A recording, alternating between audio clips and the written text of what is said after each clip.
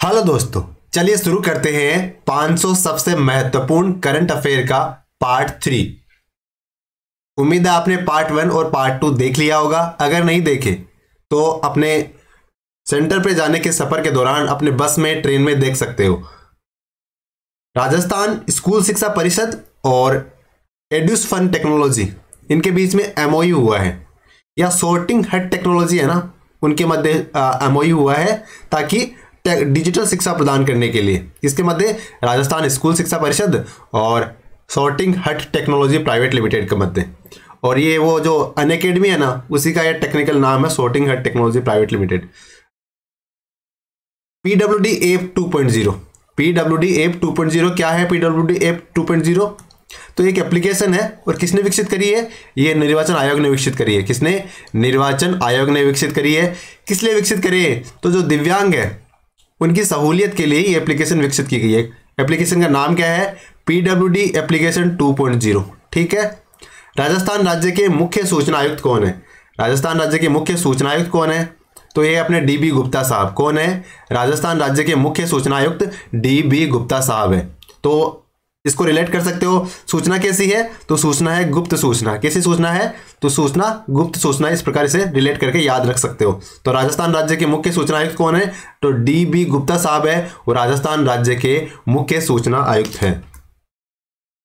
NTPC और राज्य सरकार के बीच में एक एमओयू हुआ है। किस लिए? कि राजस्थान के अंदर 10,000 मेगावाट का, कितने मेगावाट का? बहुत बड़ा, 10,000 मेगावाट का ultra mega renewable energy park विकसित करने हेतु किस किस के मध्य? एक तो अपनी राजस्थान सरकार हो गई, और दूसरा कौन है पार्टनर?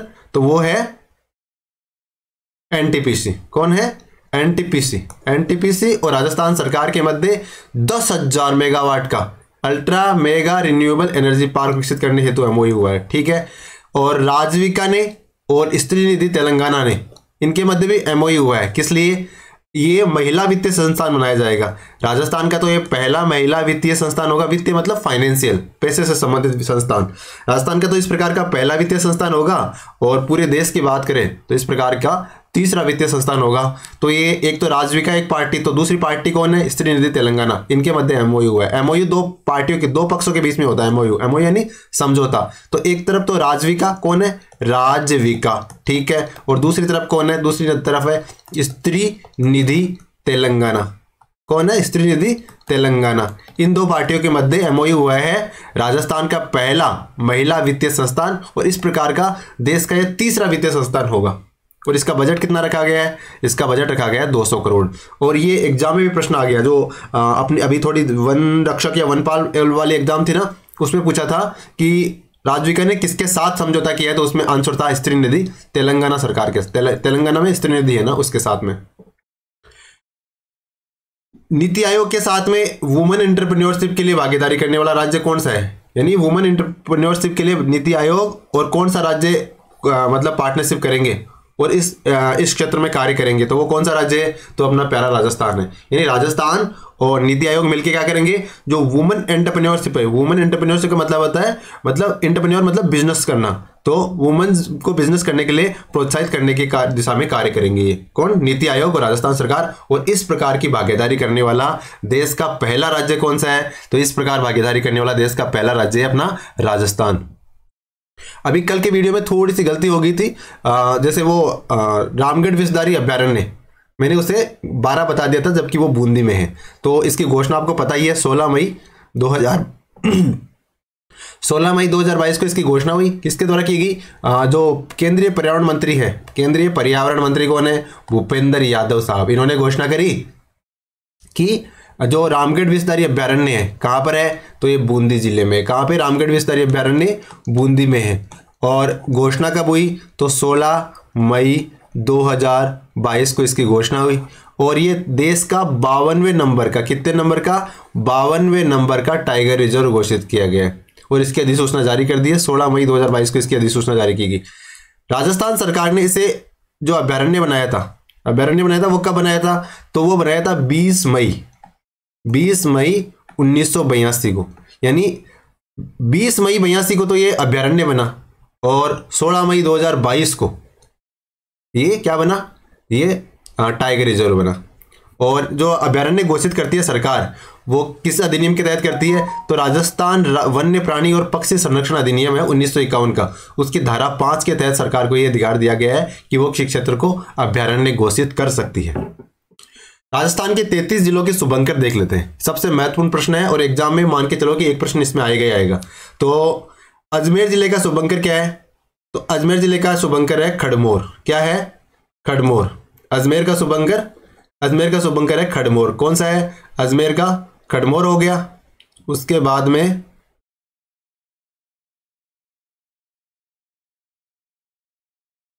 अलवर का क्या है? अलवर का है सांबर। अलवर जिले का शुभंकर क्या है? सांबर अलवर का शुभंकर है। बांसवाड़ा का शुभंकर क्या है? तो बांसवाड़ा में वर्षा अच्छी भली होती है, तो यहाँ पे का शुभंकर है जलपीपी। क्या है? जलपीपी। क्योंकि बांसवाड़ा में अच्छी वर्षा होती है तो इस कारण जलपीपी बांसवाड़ा का शुभंकर है। बारह का शुभंकर, तो 12 है ना, तो मगरमच्छ को कहाँ रखते हैं? अंदर थोड़ी रखेंगे, मगरमच्छ को तो बाहर ही रखेंगे। कहाँ रखेंगे? मगरमच्छ को बाहर ही रखेंगे। तो मगरमच्छ 12 जिले का शुभंकर क्या है? मगरमच्छ है। और बाड़मेर का शुभंकर क्या है? बाड़मेर का शुभंकर है मरुलोमड़ी। मरुलोमड़ी या लोंकी भी कहते हैं, या राजस्थानी भाषा में कहते हैं इसे लूकड़ी। क्या कहते हैं? लूकड़ी कहते हैं। सुनिए ना आपने गादड़े और लूकड़ी वाली कहानी, तो वो लूकड़ी कहाँ की है? ये बाड़मेर का शुभंकर है। ठीक है। फिर भरतपुर का शुभंकर क्या है? भरतपुर का शुभंकर है सारस। क्या है?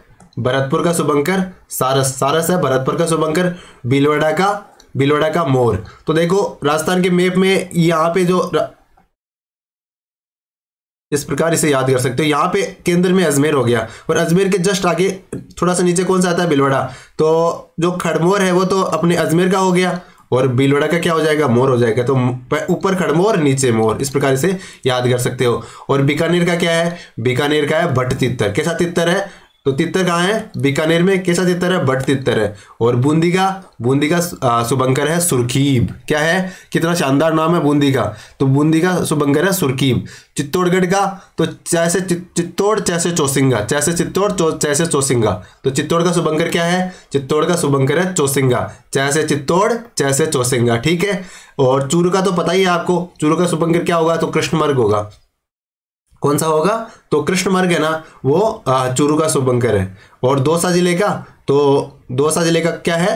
खरगोश। तो इसे कैसे याद रखोगे? ऐसे याद रखो कि खरगोश कितने, आप जैसे मान लो अच्छा सुंदर सा खरगोश लेके आए, तो आप ऐसे याद रखो कि आपसे कोई पूछे कि कितने के रुपए का खरगोश लेके आए सुंदर सा, तो वो आप बोलना 200 रुपए का। तो इस प्रकार इसे याद हो जाएगा कि दौसा जिले का शुभंकर क्या है? खरगोश है। उसके बाद धौलपुर जिले का शुभंकर क्या है? तो जो पंचीरा है इसे इंडियन स्क्रीमर भी कहते हैं। क्या कहते हैं? इंडियन स्क्रीमर भी कहते हैं। ये धौलपुर जिले का शुभंकर है। क्या है? पंचीरा है कह सकते हैं, इंडियन स्क्रीमर कह सकते हैं। ये धौलपुर जिले का शुभंकर है। और डूंगरपुर जिले का शुभंकर क्या है? तो जांगिल है ना। डूंगरपुर जिले का शुभंकर क्या है? जांगिल है। फिर हनुमानगढ़ जिले का शुभंकर क्या है? तो सबसे ऊपर किसको रखते हैं? तो छोटे को रखते हैं ना सबसे ऊपर, तो छोटा किलकिला। हनुमानगढ़ जिले का शुभंकर छोटा किलकिला, क्योंकि राजस्थान के मैप में सबसे ऊपर हनुमानगढ़ है, तो उसी प्रकार से सबसे ऊपर किसे रखते हैं? छोटे को रखते हैं। तो इस प्रकार से याद रख सकते हो कि ये छोटा किलकिला हनुमानगढ़ जिले का शुभंकर है। फिर जयपुर का शुभंकर है चित्तल। क्या है? चित्तल है, वो जयपुर जिले का शुभंकर है। जैसलमेर के शुभंकर याद करने में कोई दिक्कत ही नहीं होगी, क्योंकि गोडावण है वहां का शुभंकर। क्या है? गोडावण। तो गोडावण मुख्यतः कहाँ पाए जाते हैं? तो जैसलमेर पाए जाते हैं, तो जैसलमेर का शुभंकर हो गया। फिर जालोर का भी शुभंकर याद करने में कोई दिक्कत नहीं होगी, क्योंकि जालोर का शुभंकर क्या है? भालू है। तो सुंदा माता अभ्यारण्य कहाँ पे है? जालोर में, तो इस कारण से कनेक्ट कर सकते हो। फिर झालावाड़ का शुभंकर, तो झालावाड़ का शुभंकर है गागरोनी तोता। तो गागरोन कहाँ पे? झालावाड़ में। तो इस प्रकार गागरोनी तोता भी कहाँ पे होगा? झालावाड़ में होगा। इस तरह से याद रखने में आसानी होगी। उसके बाद झुंझुनू का शुभंकर क्या है? झुंझुनू का शुभंकर है काला तित्तर। भट्ट तित्तर कहाँ का है? देखो भट्ट तित्तर तो हो गया बीकानेर का, और झुंझुनू का हो गया काला तित्तर। यानी काला तित्तर कहाँ का है? तो काला तित्तर है वो कहाँ का है? तो काला तित्तर झुंझुनू का है। कहाँ का है? झुंझुनू का। फिर जोधपुर जिले का शुभंकर, तो जोधपुर का शुभंकर भी याद करने में आसानी होगी, क्योंकि पता है कुर्जा है ना, वो जोधपुर का शुभंकर है। करौली का शुभंकर क्या है? तो करौली का शुभंकर है घड़ियाल। क्या है? घड़ियाल। और कोटा का है ऊदबिलाव। कोटा का शुभंकर क्या है? ऊदबिलाव है। और नागौर का शुभंकर क्या है? हंस। नागौर का शुभंकर है हंस। और पाली का शुभंकर है तेंदुआ। तेंदुआ कहाँ का है? पालिका। और प्रतापगढ़ का उड़न गिलहरी, ये तो सीतामाता अभ्यारण्य में पाई जाती है, और सीतामाता अभ्यारण्य कहाँ पे है? प्रतापगढ़ जिले में। इस प्रकार वहाँ का शुभंकर क्या हो जाएगा? उड़न गिलहरी। फिर राजसमंद का शुभंकर कौन क्या है? तो राजसमंद का शुभंकर है भेड़िया। क्या है? भेड़िया राजसमंद का शुभंकर है।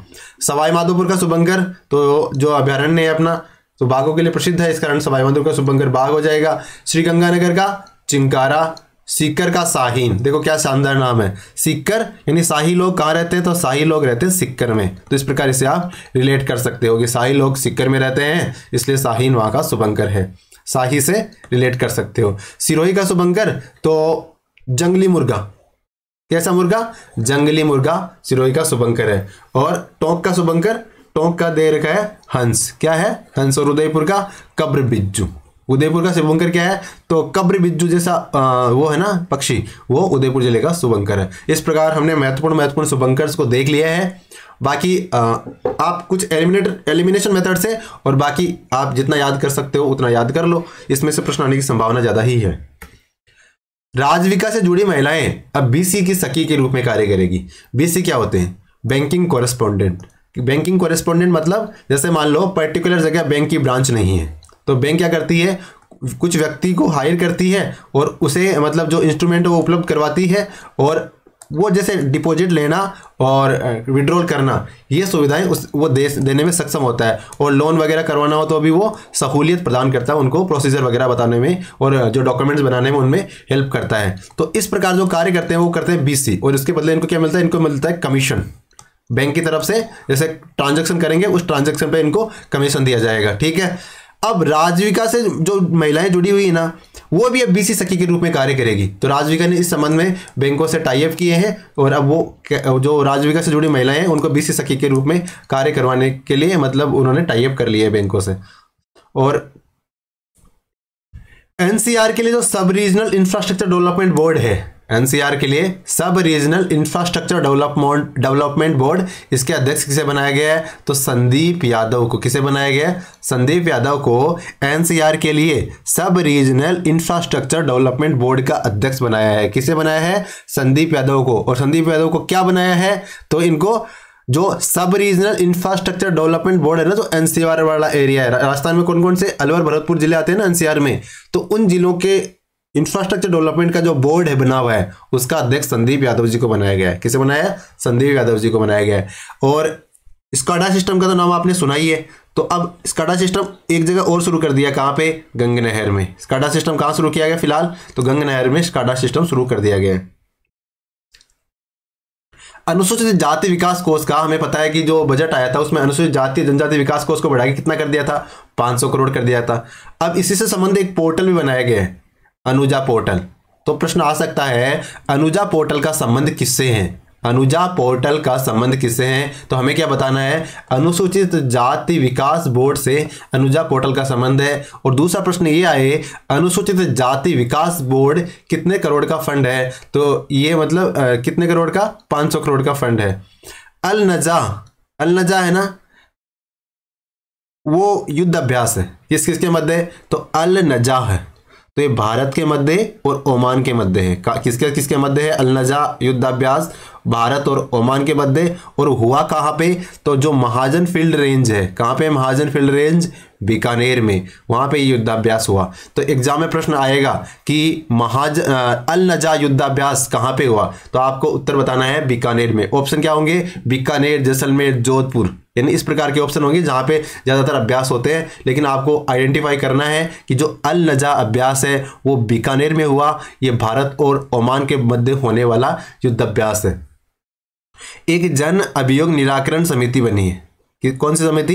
जन अभियोग निराकरण समिति, मतलब जनता की शिकायतों को सुनने वाली समिति ये कह सकते हैं। और ये कैसी व्यवस्था है? तो जिस प्रकार पंचायती राज त्रिस्तरीय व्यवस्था है, उसी प्रकार से जन अभियोग निराकरण समिति भी 3 स्तरीय व्यवस्था का प्रावधान करती है। इसके अंदर क्या किया जाता है?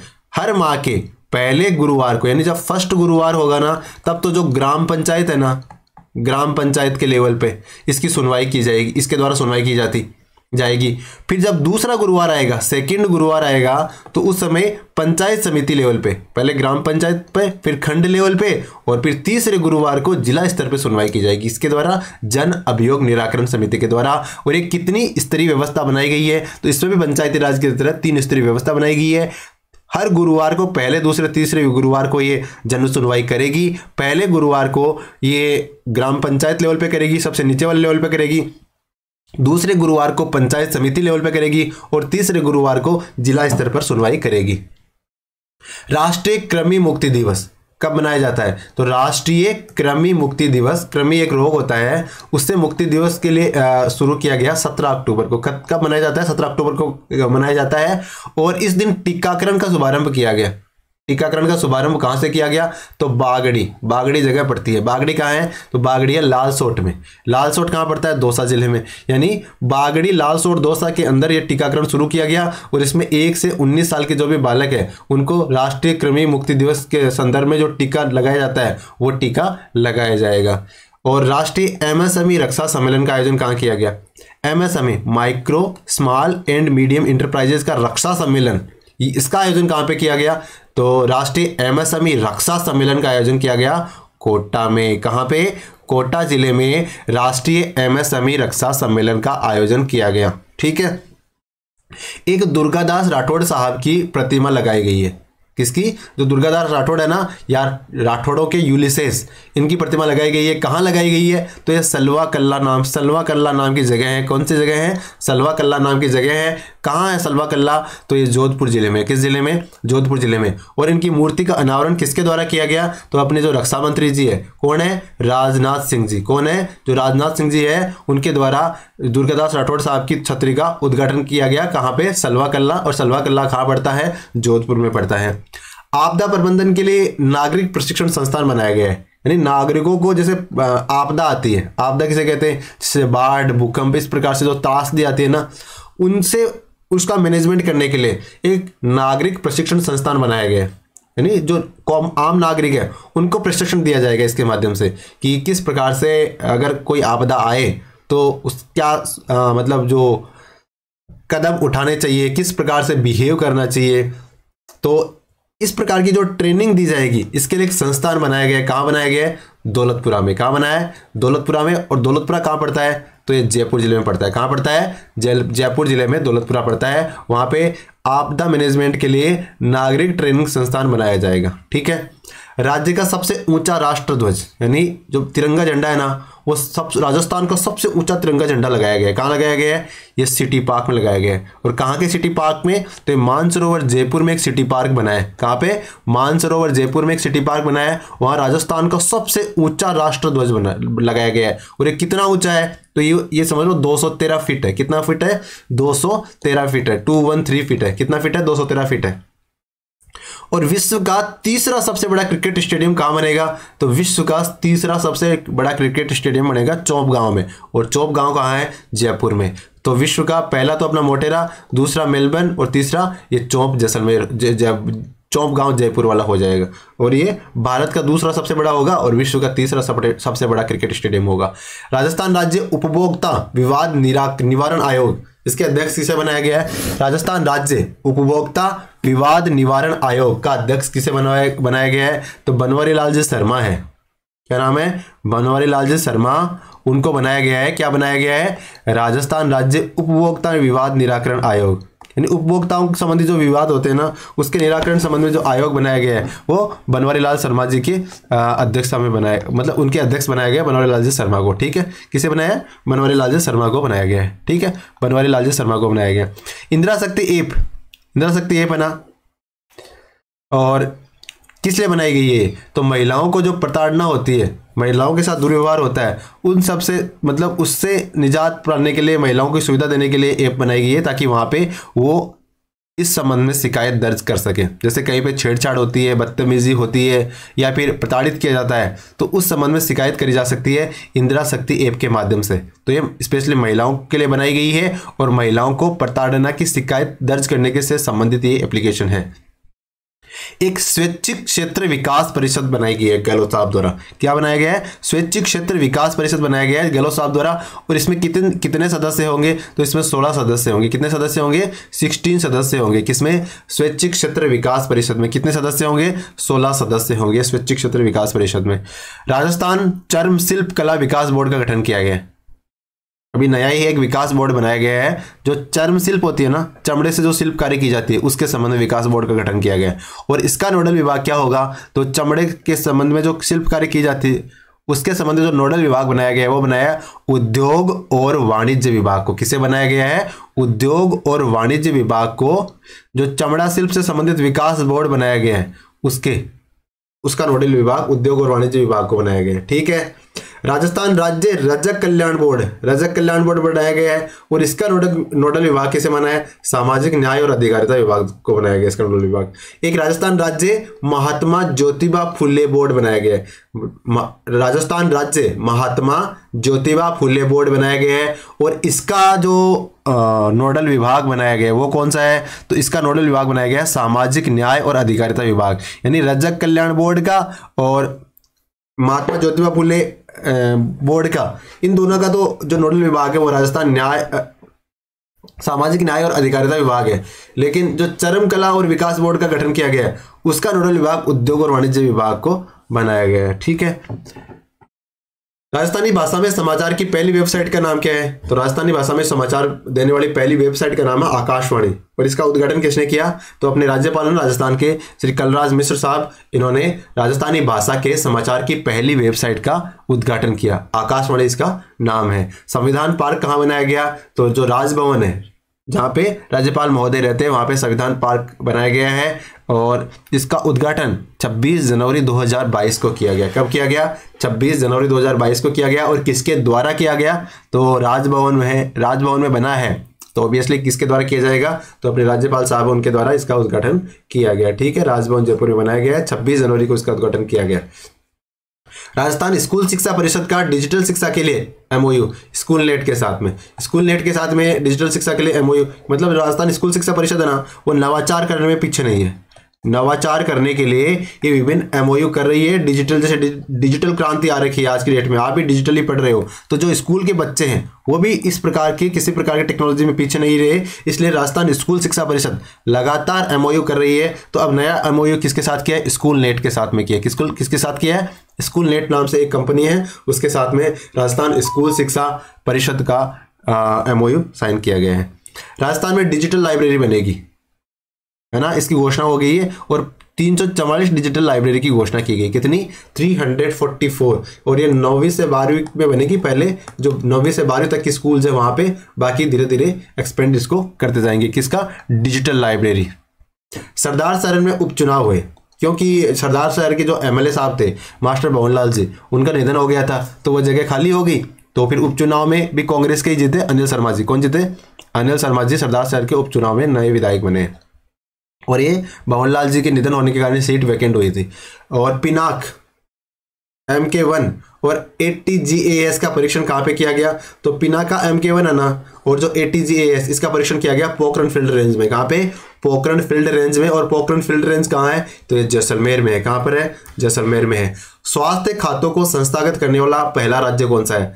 जो स्वास्थ्य खाते हैं ना, स्वास्थ्य मतलब हेल्थ संबंधी खातों को संस्थागत बना दिया है। किस राज्य ने बनाया है? तो ऐसा करने वाला देश का पहला राज्य है राजस्थान। कौन सा है? राजस्थान। ये स्वास्थ्य खातों को संस्थागत करने वाला देश का पहला राज्य कौन सा है? तो अपना राजस्थान स्वास्थ्य खातों को संस्थागत करने वाला देश का पहला राज्य है।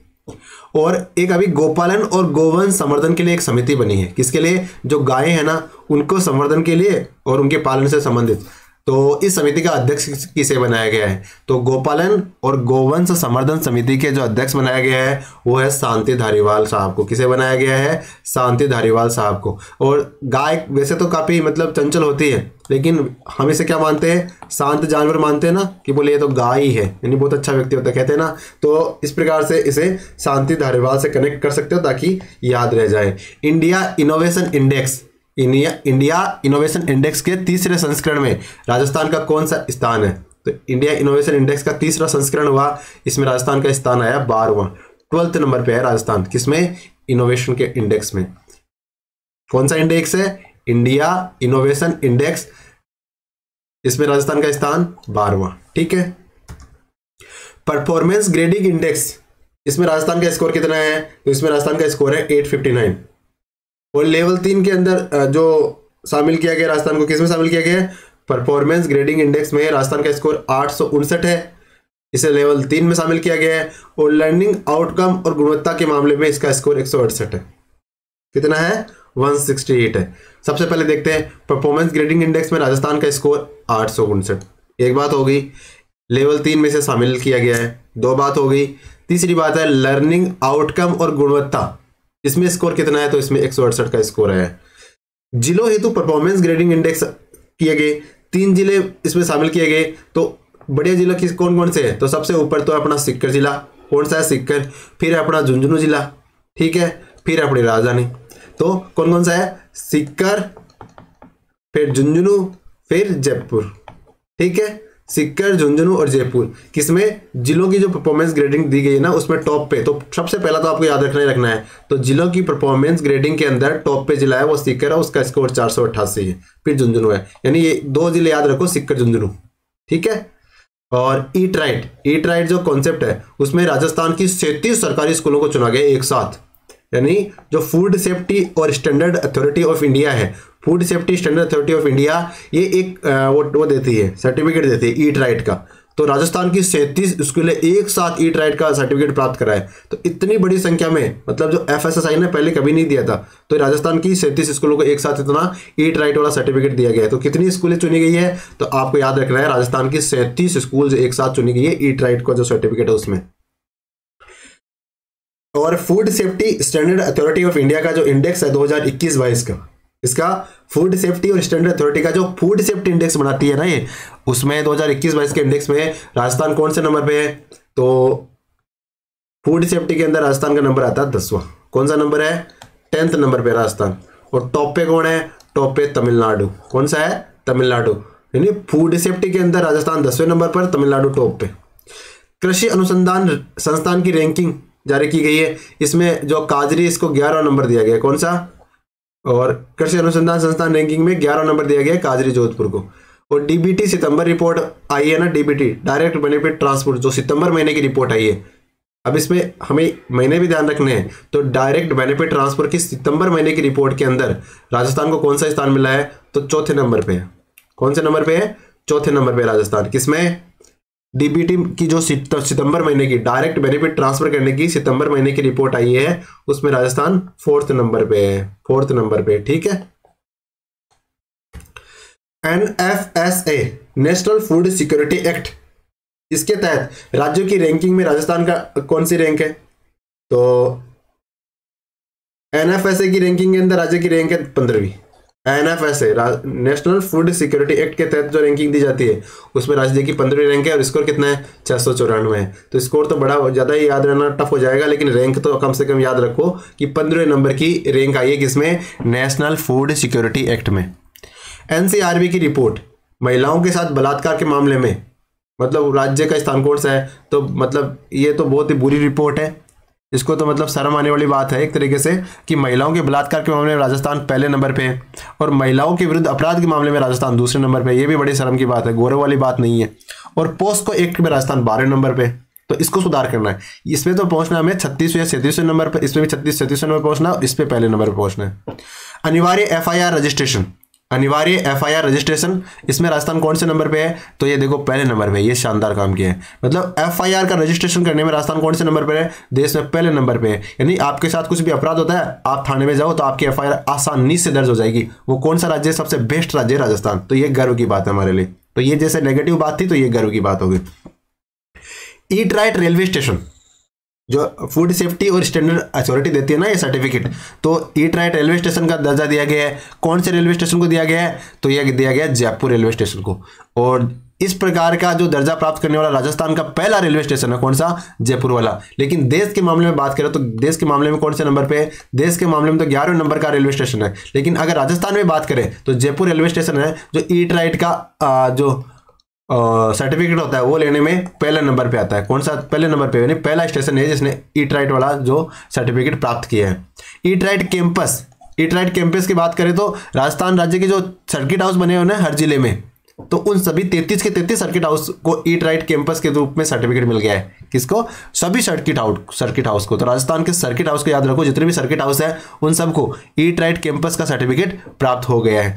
BRAP रैंकिंग में राजस्थान एस्पायर श्रेणी में है। BRAP रैंकिंग में राजस्थान किस श्रेणी में है? तो एस्पायर श्रेणी में शामिल किया गया। किसमें? एस्पायर में।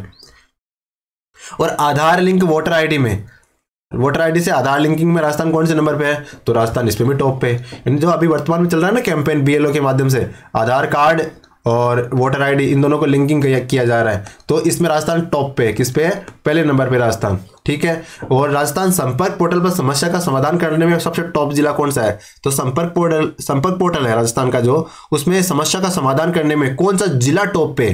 तो ये ऐसे इसका नाम ही 12 है, बाकी ये टॉप पे चल रहा है। कौन चल रहा है? राजस्थान संपर्क पोर्टल में टॉप पे कौन सा है? तो जो 12 जिला है अपना, वो राजस्थान संपर्क पोर्टल में टॉप पे चल रहा है समस्या समाधान करने में।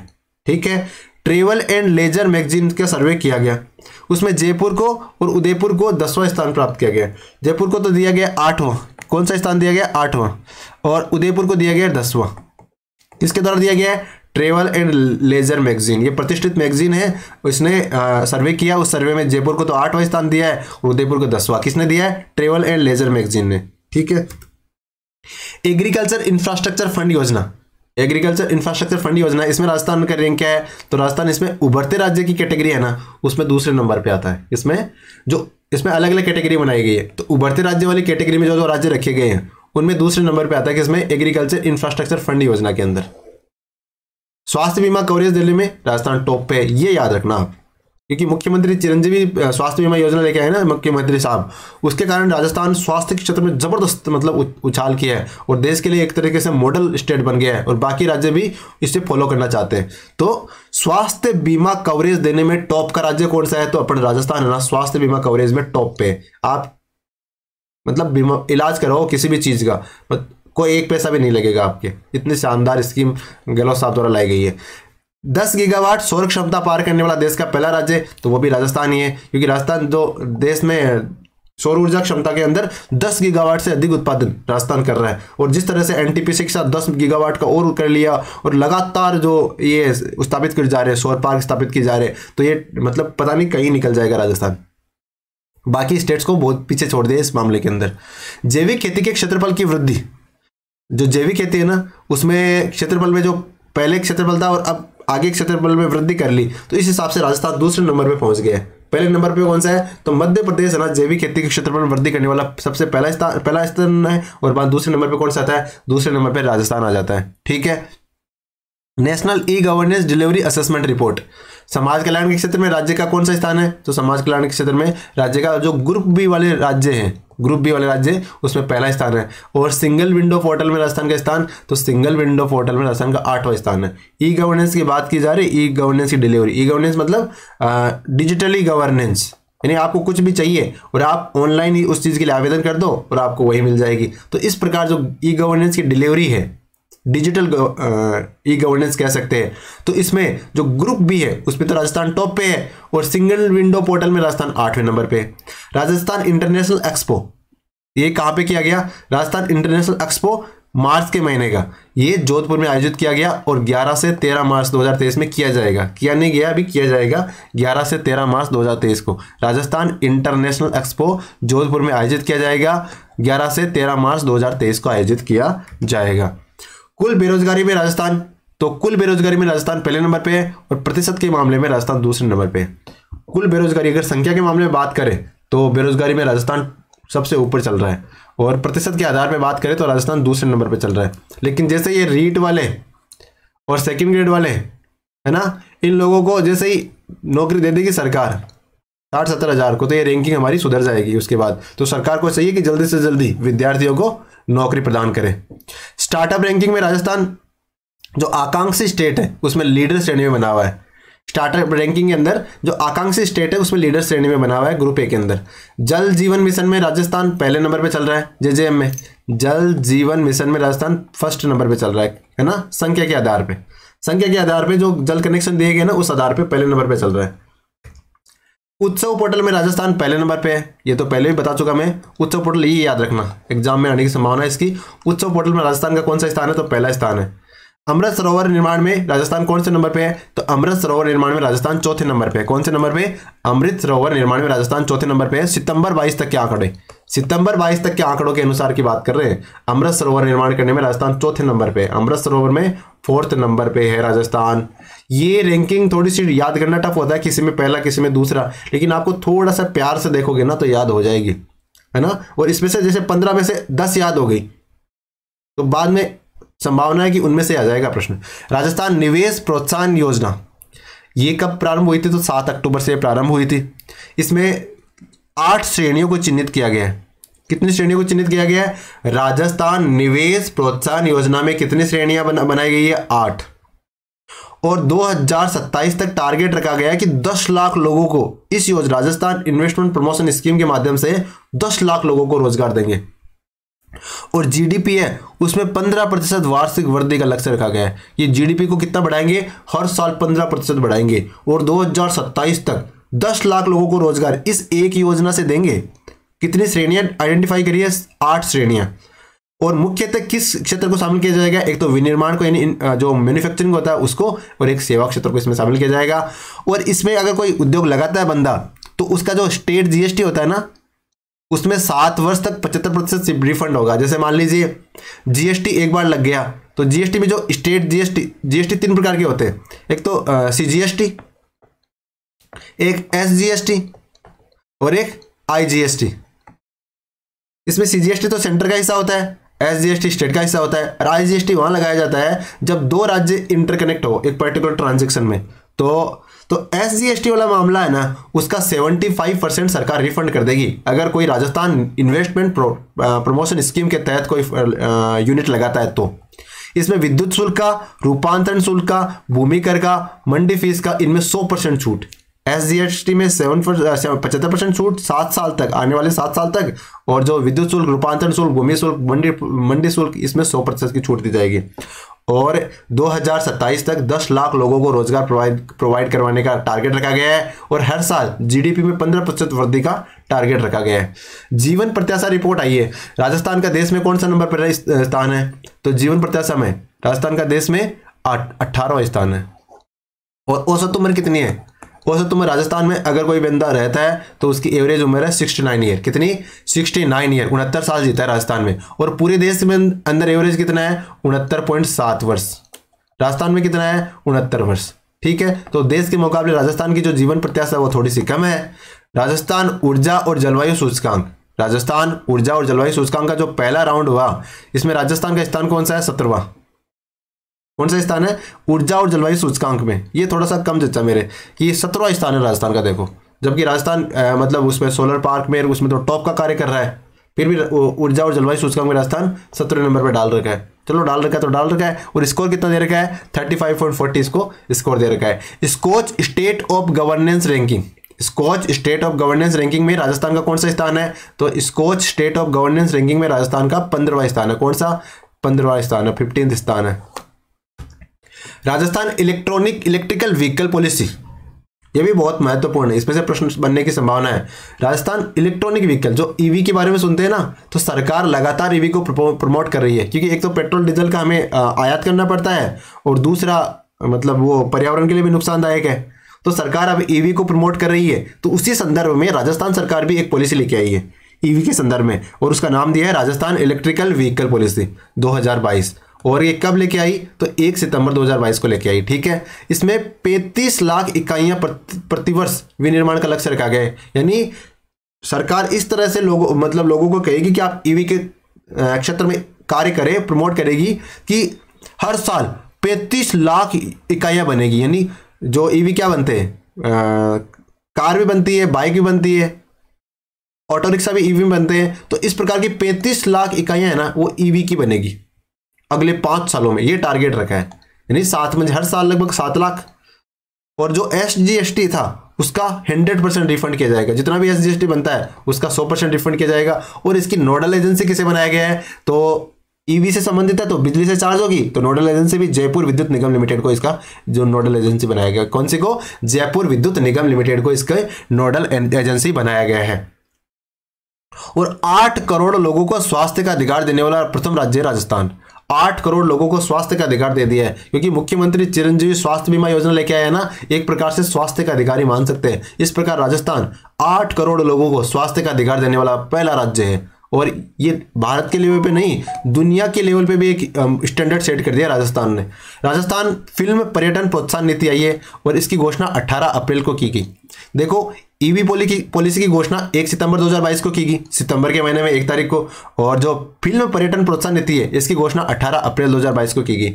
इसमें क्या किया जाएगा? इसमें 2 करोड़ तक की सब्सिडी दी जाएगी। कितने करोड़ तक की? अगर कोई फिल्म बनाता है तो उसे 2 करोड़ रुपए तक की सब्सिडी दी जाएगी। और जो स्टेट जीएसटी, इस पे भी 100% रिफंड दिया जाएगा। स्टेट जीएसटी लगता है ना, उसका 100% जितना भी स्टेट जीएसटी लगा, एक बार तो कटेगा, क्योंकि जो सॉफ्टवेयर है वो किसका है? वो केंद्र सरकार का सॉफ्टवेयर है, तो वो एसजीएसटी काटेगी। लेकिन जब ये अप्लाई करेंगे तो एसजीएसटी का पुनर्भरण कर देगी राज्य सरकार। तो इस प्रकार 100% एसजीएसटी का रिफंड कर देगी। और अगर कोई फिल्म निर्माता जो यूनिट है वो राजस्थान आरटीडीसी या आरएसएचसी की होटल में रुकता है, तो जितना भी किराया होगा उस किराए का 50% मतलब डिस्काउंट दे दिया जाएगा। कितना? 50% डिस्काउंट दे दिया जाएगा। अगर वो यूनिट जो फिल्म बनाने आई है वो आरटीडीसी के होटल में रुकती है या आरएसएचसी के होटल में रुकती है, तो 50% ही लगेंगे उसका। जैसे मान लीजिए एक होटल का किराया हो गया 2 लाख, तो उस संदर्भ में 1 लाख रुपए किराए में छूट दी जाएगी और बंदे की जेब से 1 लाख रुपए लगेंगे, तो फिल्म बनाना सस्ता हो जाएगा। और पुरस्कार स्वरूप वित्तीय सहायता भी दी जाएगी। तो इसमें स्वर्ण कमल पुरस्कार, अगर कोई फिल्म बनाता है और बहुत शानदार फिल्म बनाता है तो उसे स्वर्ण कमल पुरस्कार दिया जाएगा, जिसके तहत 1 करोड़ रुपए दिया जाएगा। और जो रजत कमल पुरस्कार है उसके तहत 50 लाख रुपए दिए जाएंगे। यानी सरकार फिल्म पर्यटन के अंदर शानदार कार्य कर रही है और लोगों को प्रमोट कर रही है कि आओ और हमारे राजस्थान में फिल्म बनाओ। और ये योजना आई है 18 अप्रैल 2022 से। 2 करोड़ की तो सब्सिडी सीधे सीधे दे रही है सरकार, एसजीएसटी में 100% रिफंड दे रही है। और होटलों में रुकेंगे तो 50% की छूट देंगे अगर राजस्थान सरकार के होटलों में रुकेंगे तो। और पुरस्कार स्वरूप अगर अच्छी फिल्म बनाएगी तो स्वर्ण कमल पुरस्कार अगर प्राप्त होता है तो उसे 1 करोड़ रुपए दिया जाएगा, और रजत कमल पुरस्कार प्राप्त होता है तो उसे 50 लाख रुपए सरकार द्वारा दिया जाएगा। बोर्ड परीक्षाओं में अच्छे अंक पाने पर 93,000 टैबलेट दिए जाएंगे। यानी जो बोर्ड की परीक्षाएं हैं उसमें अगर आप अच्छे नंबर लेके आओगे तो इस प्रकार के विद्यार्थियों को 93,000 टैबलेट वितरित किए जाएंगे। और ये 3 साल की, 3 साल नहीं है, 3 साल की उसमें इंटरनेट की कनेक्टिविटी फ्री ऑफ कॉस्ट। यानी टैबलेट भी ले जाओ अच्छे, मतलब आप अच्छे विद्यार्थी हो तो बोर्ड में आपने अच्छा स्कोर किया है तो आपको टैबलेट भी देगी सरकार, फिर नेट चलाने के लिए इसमें कनेक्टिविटी भी देगी। 3 साल के लिए आपको कोई रिचार्ज करवाने की आवश्यकता नहीं है। तो आपको फिर फेसबुक नहीं चलाना, उस पर अच्छे से पढ़ाई करनी है। इस प्रकार आपको बच्चों को बताना है। आपको तो क्या, आप तो मतलब अब सरकार के भरोसे थोड़ी, आप तो लाख रुपए सैलरी लोगे महीने की। स्वस्थ बेटी अभियान, स्वस्थ बेटी अभियान कहाँ से शुरू किया गया? तो ये बानूसर अलवर से शुरू किया गया। कहाँ से? बानूसर अलवर से शुरू किया गया। और ये कब प्रारंभ किया गया? तो 24 जनवरी को। स्वस्थ बेटी अभियान कहाँ से शुरू किया गया? बानूसर अलवर से। और कब प्रारंभ किया गया? तो 24 जनवरी को प्रारंभ किया गया। ठीक है। शक्ति अभियान, शक्ति अभियान किसके द्वारा चलाया गया? तो ये बीकानेर जिला प्रशासन द्वारा चलाया गया। और इसका उद्देश्य क्या है? तो एनीमिया से मुक्ति, एनीमिया से मुक्ति के लिए बीकानेर जिला शक्ति अभियान चला रहा है। कौन सा जिला? बीकानेर जिला शक्ति अभियान चला रहा है एनीमिया से मुक्ति के लिए। Girl friendly panchayat, girl friendly panchayat का इससे नेगेटिव मतलब नहीं लेना है। मतलब ऐसी पंचायत जो बच्चियां हैं उनके उत्थान के लिए कार्य करेगी, उनको सहूलियत प्रदान करेगी पढ़ने के लिए, आगे बढ़ने के लिए। तो ये कहाँ से शुरू किया गया है? ये सवाई माधोपुर जिले से। कहाँ से शुरू किया गया है? सवाई माधोपुर से शुरू किया गया है। और सवाई माधोपुर जिले की 7 पंचायतों को पहली बार शामिल किया गया है। इसमें जो बालिका फ्रेंडली पंचायत बनाई जाएगी, इसको थोड़ा सा शब्द में परिवर्तन करना चाहिए क्योंकि ये थोड़ा सा कॉन्ट्राडिक्टरी लगता है। बालिका फ्रेंडली पंचायत बनाया जाएगा। ठीक है ना। इसमें पायलट प्रोजेक्ट के तहत सवाई माधोपुर जिले है ना, उसकी 7 पंचायतों को पायलट प्रोजेक्ट के तौर पे चुना गया है। और प्रत्येक जिले से बाद में जैसे यहाँ पे सफल हो जाएगा ये प्रोग्राम तो फिर हर जिले की 2 पंचायतों को चुना जाएगा, फिर धीरे धीरे इसे आगे बढ़ाया जाएगा। तो वर्तमान में जो पायलट प्रोजेक्ट चल रहा है वो किस जिले में चल रहा है? तो ये सवाई माधोपुर जिले में चल रहा है। मिशन बुनियाद है ना, वो क्या है, तो ये डिजिटल लर्निंग से संबंधित एक वो सिस्टम कार्यक्रम है। मिशन बुनियाद क्या है, डिजिटल लर्निंग से संबंधित है। किससे संबंधित है, डिजिटल लर्निंग से। डिजिटल लर्निंग क्या होता है, जो आप अभी लर्न कर रहे हो ना, ये डिजिटल लर्निंग ही है। क्या है, डिजिटल लर्निंग है। तो इस प्रकार से मिशन बुनियाद भी क्या है, डिजिटल लर्निंग से संबंधित प्रोग्राम है। पोषण स्वराज, पोषण स्वराज क्या है, पोषण स्वराज गर्भवती महिलाओं और बच्चों हेतु बांसवाड़ा जिले में प्रारंभ किया गया। जो गर्भवती महिलाएं हैं और जो शिशु है उनके लिए बांसवाड़ा जिले में शुरू किया गया प्रोग्राम है, उसका नाम है पोषण स्वराज। क्योंकि जो गर्भवती महिलाएं हैं उनको पोषण की आवश्यकता होती है, तो उसके लिए प्रोग्राम शुरू किया गया पोषण स्वराज। किस जिले के द्वारा शुरू किया गया है, तो ये बांसवाड़ा जिले के द्वारा शुरू किया गया है। पुकार अभियान, पुकार अभियान, पुकार अभियान है कहाँ का, बीकानेर जिले का। किस जिले का, बीकानेर जिले का। और ये गर्भवती महिलाओं और बच्चों के पोषण से संबंधित है। ये भी यानी जो गर्भवती महिलाएं हैं और जो छोटे बच्चे हैं उनसे संबंधित है पुकार अभियान। पुकार अभियान नाम क्या है, पुकार अभियान। जिला कौन सा है, बीकानेर। और ये महिलाओं और बच्चों से संबंधित अभियान है। सी अभियान, सी अभियान क्या है, सी अभियान है झुंझुनू जिले में शुरू किया गया सबसे पहली बात तो, ठीक है। और महिला आर्थिक सशक्तिकरण से संबंधित है। यानी जो महिलाएं हैं ना उनकी आर्थिक सशक्तिकरण से संबंधित है। आर्थिक सशक्तिकरण का मतलब क्या होता है कि उनको फाइनेंशियली इंडिपेंडेंट बनाने से संबंधित है। यानी अगर वो कोई रोजगार करना चाहती है तो रोजगार, अगर कोई वो जॉब वगैरह करनी चाहती है तो जॉब, और इस प्रकार की जो सुविधाएं सरकार दे सकती है या जो प्रशासन उनको प्रोवाइड करवा सकता है, उस संदर्भ में ये अभियान चलाया गया है। उसका नाम रखा गया है सी अभियान, SHE कहते हैं ना, सी अभियान।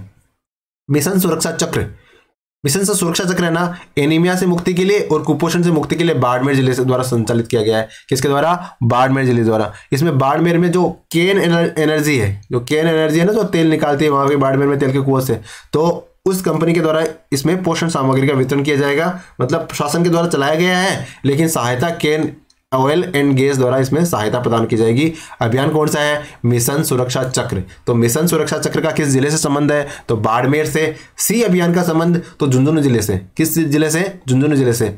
और पुकार अभियान, पुकार अभियान बीकानेर जिले से संबंधित है। और उसके बाद में पोषण स्वराज, तो ये बांसवाड़ा जिले से। पोषण स्वराज, पोषण स्वराज बांसवाड़ा।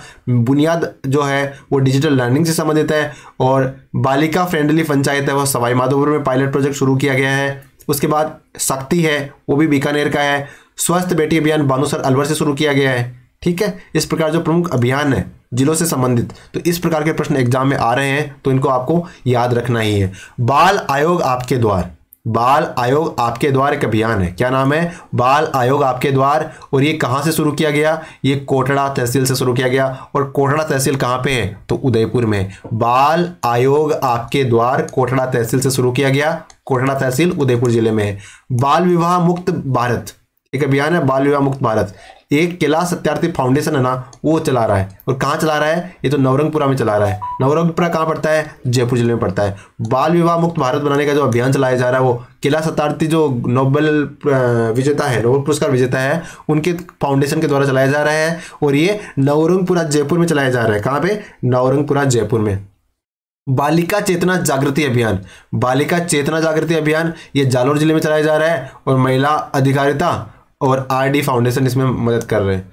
और ये महिला अधिकारिता से संबंधित है और RD फाउंडेशन इसमें मदद कर रहा है। बालिका चेतना जागृति अभियान कौन से जिले से संबंधित है, तो जालोर से। ये याद रखना आपको, बालिका चेतना जागृति अभियान जालोर जिले से। बालिका चेतना, देखो जालोर में क्या है, जो महिला साक्षरता सबसे कम है, तो वहां पे चेतना जागृति की नितांत आवश्यकता है। तो इस प्रकार से बालिका चेतना जागृति अभियान जालोर जिले में संचालित किया जा रहा है। प्रकाश एक अभियान, प्रकाश एक अभियान ये देखो पहले भी पढ़ चुके हैं, अब ये रिवाइज हो रहा है तो फिर हम भूलेंगे नहीं। प्रकाश एक अभियान ये नागौर जिले का अभियान है। कहाँ का, नागौर जिले का अभियान है। और प्रकाश एक अभियान का उद्देश्य क्या है, प्रकाश एक अभियान का उद्देश्य है कि जो स्कूल है, सरकारी स्कूल मान लो, ज़्यादातर सरकारी स्कूल्स में होता है ऐसा, वहाँ से जो बच्चे पढ़ रहे हैं वो अपना मतलब वापस स्कूल में अगली क्लास में वापस स्कूल में नहीं आते, तो उस ड्रॉप आउट रेट कहते हैं, उसे क्या कहते हैं, ड्रॉप आउट। तो उन ड्रॉप आउट रेट को कम करने के लिए ये नागौर जिला प्रशासन द्वारा चलाया गया अभियान है। अभियान का नाम है प्रकाश। क्या नाम है, प्रकाश एक अभियान। और वो स्कूल में नामांकन को बढ़ाने के लिए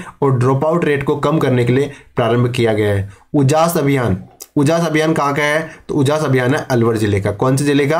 अलवर जिले का उजास अभियान है और ये सरकारी स्कूलों में बिजली पहुंचाने से संबंधित है। उजास अभियान कहाँ का है? अलवर जिले का है और ये सरकारी स्कूलों में जो बिजली पहुंचाने से संबंधित है। ये उजास का मतलब क्या होता है? मारवाड़ी में कहते हैं ना उजाला, उसे क्या कहते हैं हम? उजास कहते हैं ना। तो वो उजास अभियान अलवर जिले का है और सरकारी स्कूलों में बिजली पहुंचाने से संबंधित है।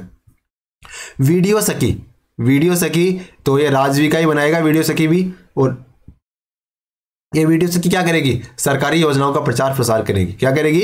ये वीडियो सखी है ना, वो जो सरकारी योजनाएं हैं जो आमजन तक पहुंचाने का कार्य करेगी। कौन करेगी? वीडियो सखी। और वीडियो सखी किस संस्था से संबंधित है? तो ये राजविका संस्थान है, उससे संबंधित है। पुलिस मेरी दोस्त, ये पुराना अभियान है लेकिन अक्सर एग्जाम में पूछा जाता है। मेरी पुलिस मेरी दोस्त अभियान है, ये डूंगरपुर जिले का है। किस जिले का है? मेरी पुलिस मेरी दोस्त, ये डूंगरपुर जिले का अभियान है। बाल मित्र थाना, तो बाल मित्र थाना कहाँ शुरू किया गया है? तो उदयपुर जिले में प्रारंभ किया गया है। किस जिले में? उदयपुर जिले में। और ये 20 पुलिस थानों में शुरू किया गया है।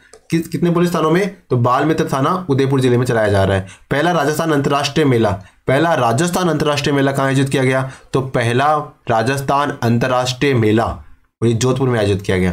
यानी अगर राजस्थान को कोई अंतर्राष्ट्रीय मेला आयोजित करना हो और वो भी पहला हो तो कहाँ आयोजित किया जाएगा? तो ऑब्वियसली वो कहाँ आयोजित करना चाहिए? जोधपुर में, जयपुर में आयोजित किया जाना चाहिए, ताकि अंतर्राष्ट्रीय लोग आए और पहली बार में उनके शानदार प्रभाव पड़े। तो इसके लिए जोधपुर जिले में ये प्रारंभ किया गया है, जिसे हम याद रख सकते हैं इस प्रकार। विश्व रिकॉर्ड, यानी एक विश्व रिकॉर्ड बनाया किस लिए? तो कक्षा 1 से लेकर 9 तक की जो 1 करोड़ विद्यार्थी है ना, उन्होंने मिलकर एक साथ देशभक्ति गीत गाया। 1 करोड़ विद्यार्थी एक साथ देशभक्ति गीत गा रहे हैं, बहुत बड़ी बात है। तो ये बड़ी बात बन गई, क्या हुआ फिर? विश्व रिकॉर्ड बन गया। Rajasthan architecture festival, Rajasthan architecture festival hotel Clark Amer Jaipur में हुआ। कहाँ पे हुआ? तो राजस्थान आर्किटेक्चर फेस्टिवल, जो स्टोन फेस्टिवल हुआ था ना, स्टोन फेस्टिवल, उसी के अंदर ये आर्किटेक्चर फेस्टिवल का आयोजन किया गया है। और ये कहाँ किया गया? जयपुर जिले में किया गया। राष्ट्रीय सहकार मसाला मेला, राष्ट्रीय सहकार मसाला मेला ये भी जयपुर जिले में आयोजित किया गया और ये 30 अप्रैल से 9 मई को आयोजित किया गया। हम कल पढ़ चुके हैं इसे। राष्ट्रीय सहकार मसाला मेला जयपुर में आयोजित किया गया, 30 अप्रैल से 9 मई के मध्य आयोजित किया गया। सहकार कोऑपरेटिव मसाला मेला, ठीक है ना, कहाँ पे? जयपुर जिले में। विशेष योग्यजन आयुक्त आपके द्वार, जो आयोग आपके द्वार है विशेष योग्यजन के लिए, तो ये मिशन चलाया गया बीकानेर संभाग के नोखा तहसील में। बीकानेर संभाग की जो नोखा तहसील है वहां चलाया गया और ये 392 तहसीलें हैं वहां चलाया जाएगा बाद में। टीबी मुक्त ग्राम पंचायत अभियान, ये चिकित्सा और स्वास्थ्य विभाग चला रहा है। कौन चला रहा है? चिकित्सा और स्वास्थ्य विभाग। और इसकी टैगलाइन रखी है मारे गांव टीबी न पसारे पांव। क्या शानदार टैगलाइन रखी है। क्या रखा है? मारे गांव टीबी न पसारे पांव। ये चिकित्सा और स्वास्थ्य विभाग द्वारा अभियान चलाया जा रहा है। ये कब से शुरू किया गया? तो 15 अगस्त 2022 से शुरू किया गया और 24 अप्रैल 2023 तक चलेगा। यानी जो हमारी आज़ादी का स्वतंत्रता दिवस था उस दिन से 15 अगस्त 22 और 24 अप्रैल 23 तक चलेगा। ठीक है। कौन सा अभियान है? टीबी मुक्त ग्राम पंचायत अभियान।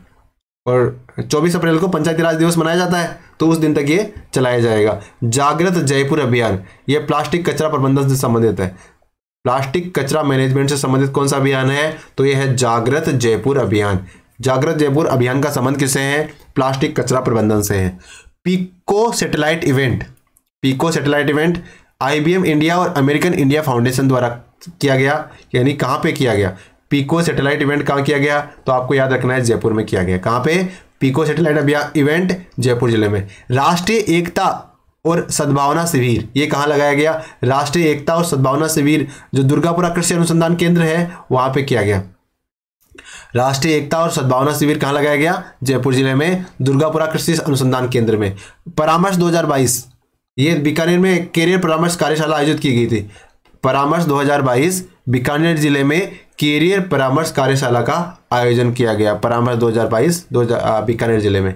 All India legal authority meet, ये कहाँ पे की गई? तो लीगल अथॉरिटी मीट की गई कहाँ पे? सीतापुरा जयपुर में। कहाँ पर? सीतापुरा जयपुर में। राष्ट्रीय और राजस्थान राज्य विधिक सेवा प्राधिकरण द्वारा इसे आयोजित किया गया और एप्लीकेशन बनाएगी न्याय रोसाती, ई पाठशाला, डिजिटल लोक अदालत, ये 3 प्रकार की एप्लीकेशन इसमें बनाएगी।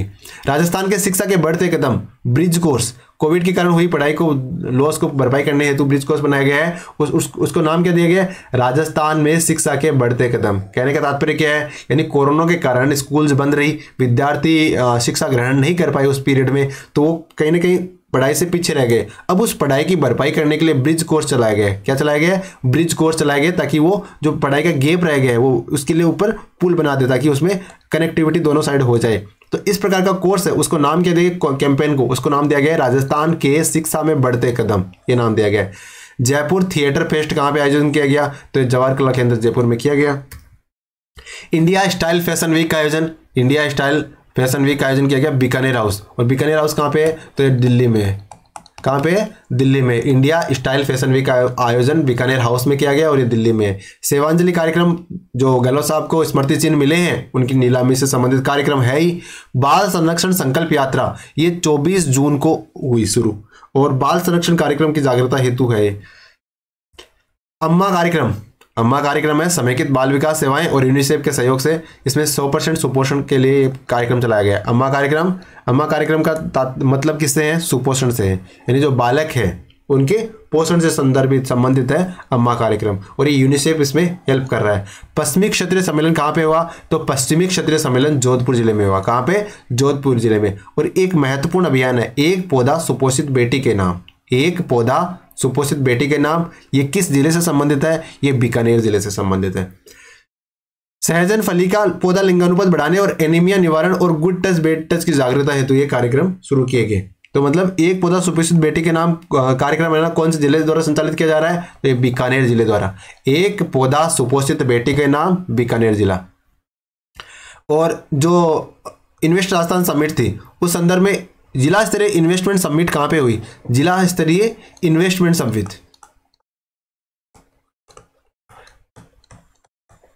कहां पे हुई? ये हुई भीलवाड़ा में। यानी जिला स्तरीय इन्वेस्टमेंट समिट पहली कहां पे हुई? भीलवाड़ा में हुई। और स्काउट गाइड राष्ट्रीय जनजाति महोत्सव बांसवाड़ा में हुआ। जम्बूरी रोहट पाली में होगी, 2023 में होगी। जयपुर गजल फेस्टिवल का आयोजन जयपुर में किया गया। और राजस्थान पर्यटन विभाग और यूनिसेफ जोधपुर में कालबेलिया संगीत और नृत्य कार्यक्रम आयोजित किए गए।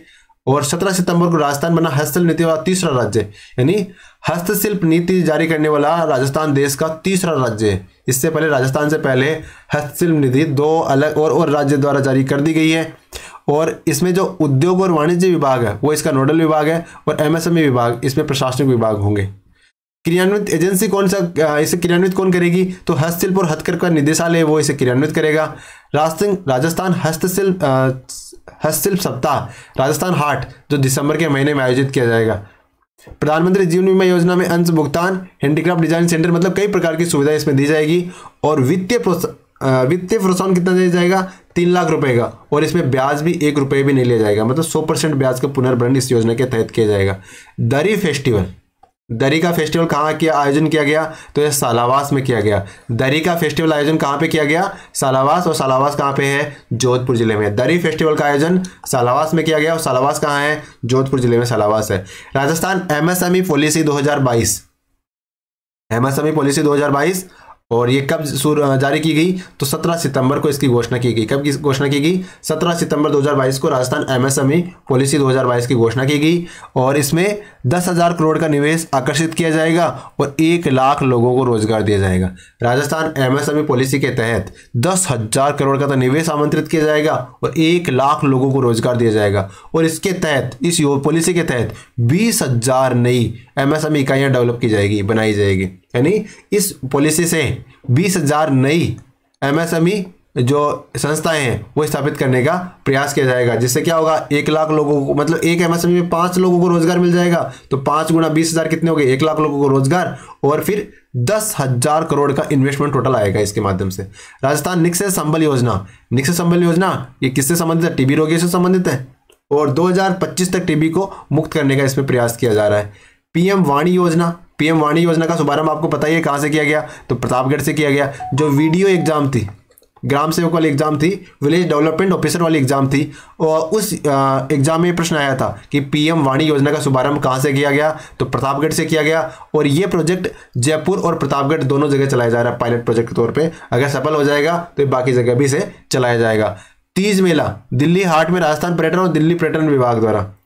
तीज मेला का आयोजन कहाँ किया जा रहा है, तो दिल्ली हाट के अंदर राजस्थान पर्यटन और दिल्ली पर्यटन विभाग द्वारा इसका आयोजन किया जा रहा है।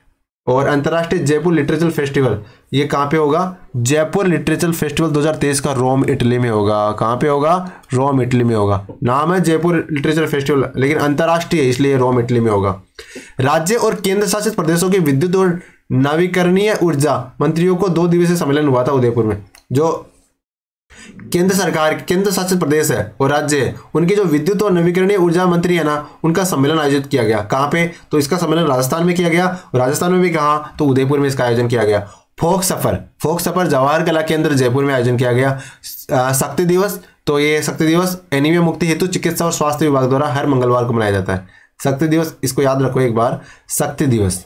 पहली बात तो एनीमिया मुक्ति से संबंधित है, ठीक है, किसके द्वारा, चिकित्सा और स्वास्थ्य विभाग द्वारा, ठीक है।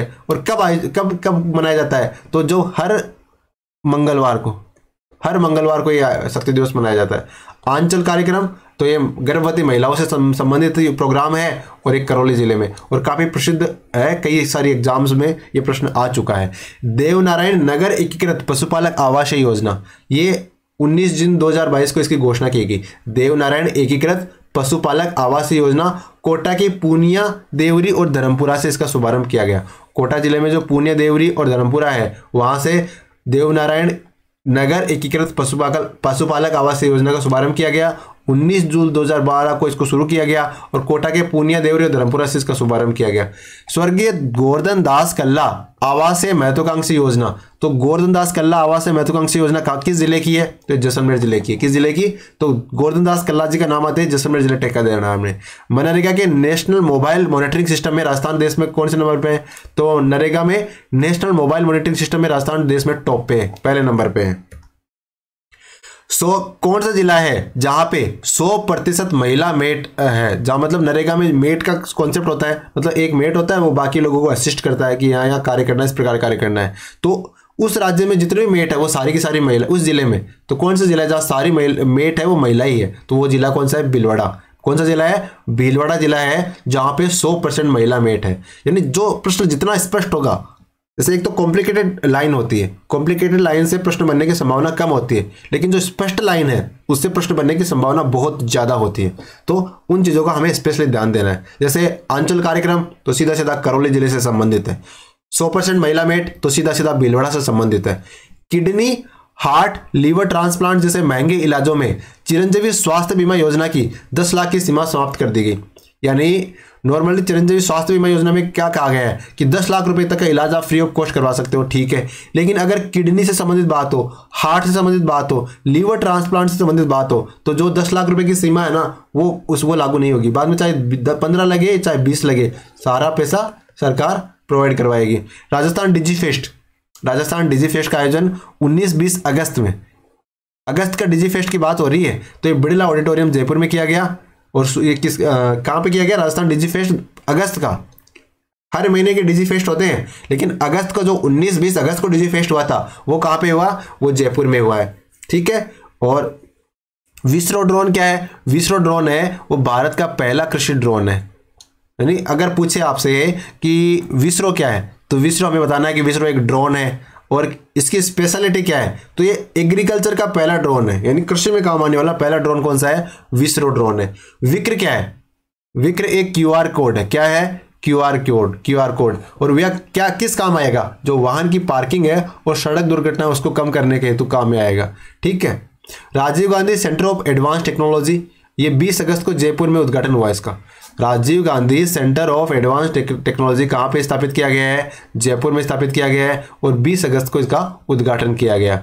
इन्वेस्ट राजस्थान समिट, तो हमें पता ये सबसे महत्वपूर्ण प्रश्न है, इन्वेस्ट राजस्थान समिट का आयोजन कब से कब तक किया गया, तो ये 7 से 8 अक्टूबर 2022 को इसका आयोजन किया गया। ठीक है, 7-8 अक्टूबर 10,000 करोड़ से भी ज़्यादा का इन्वेस्टमेंट आया है। सबसे ज़्यादा इन्वेस्ट अडानी ग्रुप करेगा। और आयोजन कहाँ किया गया? सीतापुरा जयपुर में। लेकिन जो इसकी जो MOU साइन करने का जो कॉन्सेप्ट था वो दिल्ली में आयोजित किया गया था, जिसमें जो लास्ट में जब बात तो कर ली पूरी, लेकिन बाद में MOU साइन करने का जो कॉन्सेप्ट था वो दिल्ली में आयोजित किया गया था। और इसकी जो थीम रखी गई वो थी कमिटेड डिलीवर्ड। क्या थीम रखी गई? कमिटेड डिलीवर्ड इसकी थीम रखी गई। आदि महोत्सव का आयोजन सितंबर के महीने में किया गया। 27-28 सितंबर को किया गया। और कहाँ किया गया? उदयपुर में किया गया। और आबानेरी फेस्टिवल, आबानेरी हमें पता है दौसा में पड़ता है, तो आबानेरी फेस्टिवल दौसा जिले में चांद बावड़ी पर। और ये कब किया गया? ये भी सितंबर के महीने में किया गया। किस महीने में? सितंबर के महीने में। आबानेरी फेस्टिवल सितंबर के महीने में दौसा में। राजस्थान डोमेस्टिक ट्रेवल मार्ट का आयोजन जुलाई में किया गया। और कहाँ किया गया? तो जयपुर में किया गया। Rajasthan domestic travel mart Jaipur में जुलाई में। राजस्थान डोमेस्टिक ट्रेवल मार्ट जुलाई में जयपुर में। ठीक है। ड्रोन एक्सपो कहाँ किया गया आयोजन? ड्रोन एक्सपो का आयोजन किया गया जालौना जयपुर में। कहाँ किया गया? जालौना जयपुर में। ठीक है। और चेस इन स्कूल प्रोग्राम, तो चेस इन स्कूल प्रोग्राम 19 नवंबर को शुरू किया गया। बीकानेर से इसको शुरू किया गया। इसमें क्या किया जाएगा? जो शनिवार होता है वो राजस्थान में नो बेक डे होता है ना। और हर शनिवार के लिए अलग अलग डिसाइड है, इस शनिवार को ये किया जाएगा, इस शनिवार को ये किया जाएगा। लेकिन जो तीसरा शनिवार होगा उस दिन चेस खिलाया जाएगा स्कूल में। क्या खिलाया जाएगा? तीसरे शनिवार को स्कूल में चेस खिलाया जाएगा। भविष्य की उड़ान संवाद कार्यक्रम सवाई माधोपुर जिले में आयोजित किया गया। और ये क्या किस लिए? जो जिला प्रशासन है ना वो बेटियों को करियर गाइडेंस देगा, मतलब बेटियां आगे जाके क्या कर सकती है, किस फील्ड में वो अच्छा कर सकती है, इस प्रकार से जो विकल्प होते हैं उनसे बेटियों को, जो बालिकाएं हैं उनको अवगत करवाया जाएगा। किस योजना के तहत? भविष्य की उड़ान। और किस जिले का ये प्रोग्राम है? सवाई माधोपुर जिले का प्रोग्राम है। इस प्रकार महत्वपूर्ण करंट अफेयर के हमने लगभग 500 से ज़्यादा ही कर लिए, 600-700 प्रश्न ही कर लिए हैं। और उम्मीद है आपका रिवीजन ऑलमोस्ट हो गया है। आपने ये वीडियो तो देख लिया, यहाँ तक पहुँच गए तो देखा ही होगा। और अगर पिछले वीडियो नहीं देखे तो उनको देख लेना एक बार, ये परीक्षा में प्रॉफिटेबल हो सकते हैं। अब तो लास्ट एक दिन बचा है, बाकी आपको प्रेशर लेना नहीं है एग्जाम में किसी भी प्रकार का। आप फ्री ऑफ माइंड जाओगे तभी आप एग्जाम में जीत पाओगे। और जितनी भी एनर्जी है, जितना भी आज आप पिछले 6 महीने की नहीं, आप पहली क्लास से आए थे और अब तक आपने पढ़ा है, उस सारे का निचोड़ आपको उस पेपर में डाल देना है। फिर आपको पास होने से कोई नहीं रोक सकता, ये मान के चलो। ठीक है। Thank you, all the best.